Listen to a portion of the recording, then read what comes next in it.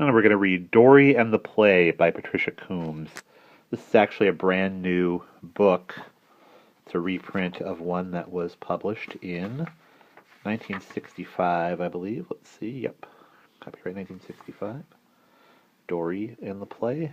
There she is with a pot on her head. This is Dorrie. She is a witch. A little witch. Her hat is always crooked and her socks don't match. And wherever Dorrie goes, her black cat, Gink, goes with her. There's Gink.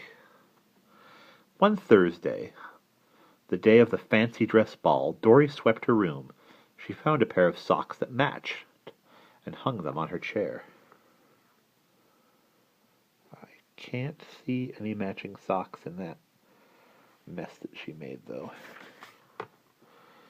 Dorrie skipped down the hall to her mother's room, and Gink went with her. The big witch was lying in bed with a towel over her head.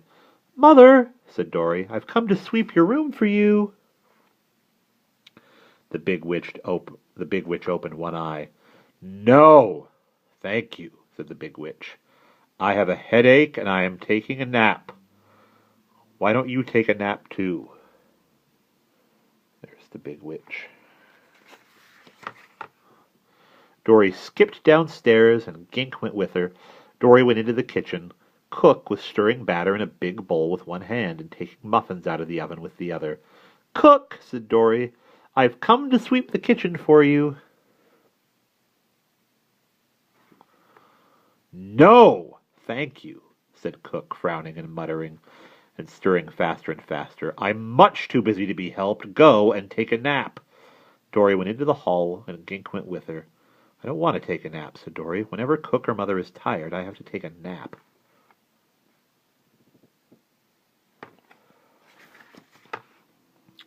Dorrie tiptoed down the hall. She peeped into the parlor. "Gink," said Dorrie, "let's put on a play. You'll be the wicked magician. You'll also be the prince, and I'll be the princess." Dorrie put the broom across two chairs. "There," said Dorrie. "That will be the stage. Now we need some curtains."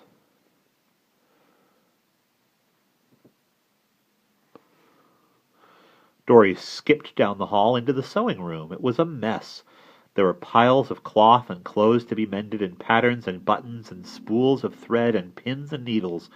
Dorrie picked up some cloth. "This would make very nice curtains," said Dorrie.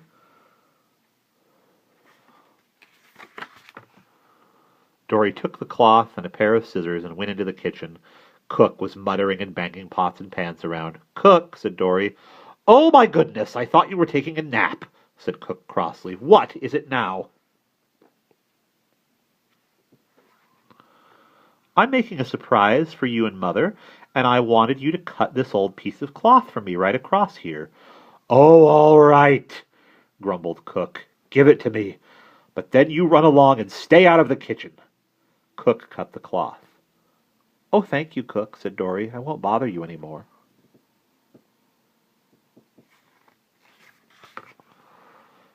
Dorrie went back into the sewing room and filled her pockets with safety pins and skipped back into the parlor. Gink went with her. Dorrie pinned the cloth around the broom handle. Gink stuck his head out between the curtains and looked at Dorrie. "Come on, Gink," said Dorrie. "Now I will dress you up as a magician. You will be Gink the Great." Dorrie skipped back to the sewing room and Gink went with her. Dorrie found a piece of cloth and pinned it around Gink for a cloak. She found one of her mittens in the mending basket and tried it on Gink. There they are, skipping. And there is Gink in his costume. It just fit. It made a fine hat for a magician. Dorrie found another piece of cloth that was just right for a princess. Dorrie pinned it round herself and looked in the mirror.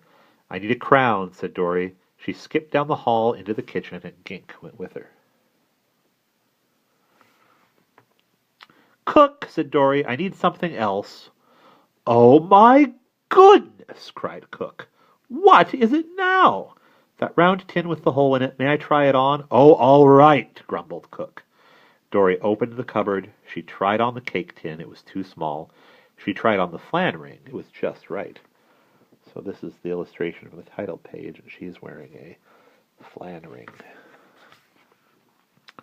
Dorrie ran upstairs and got a box of gold stars from under her bed. She stuck them all over the crown. "Come on, Gink," said Dorrie. "We've got to hurry. Mother is going to be getting ready for the fancy dress ball, and she won't have time to see the play." Dorrie took the crown and the pieces of cloth and put them in the parlor behind the curtains. She skipped into the dining room and got the dinner bell. Then she peeped into the kitchen. Cook was busy taking things out of the oven. Dorrie tiptoed over to the refrigerator and opened the door very quietly. "What are you doing in the refrigerator?" roared Cook. "You'll spoil your appetite."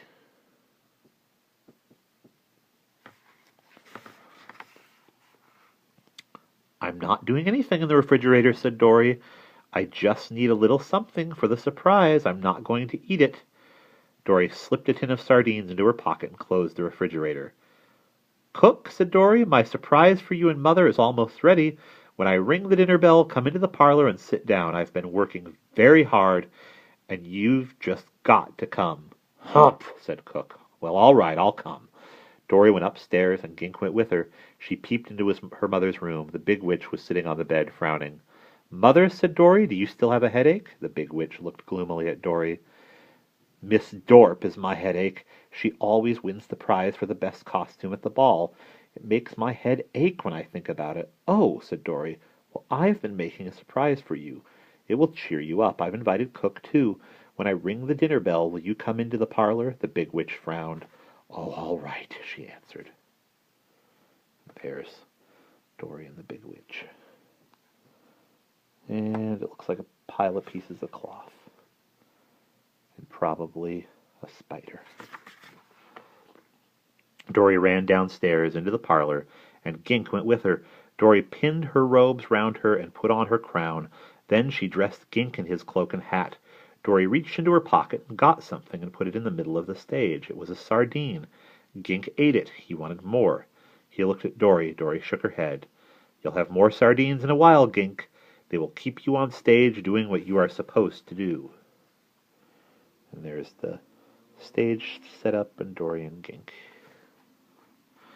Dorrie rang the dinner bell and peeped through the curtains. As soon as the big witch and Cook sat down, Dorrie pulled the curtains back and stood in the middle of the stage. "Ladies and gentlemen," said Dorrie, "this play is called The Princess and the Magician. I am the princess, and Gink is the magician. Gink the Great." There they both are. The princess is walking in the royal gardens. She is picking flowers. Gink the Great is following her, but the princess does not know it. The poor princess does not know that Gink the Great is about to be wicked and cast a spell over her. Dorrie walked back and forth, leaning down every few steps, pretending to pick flowers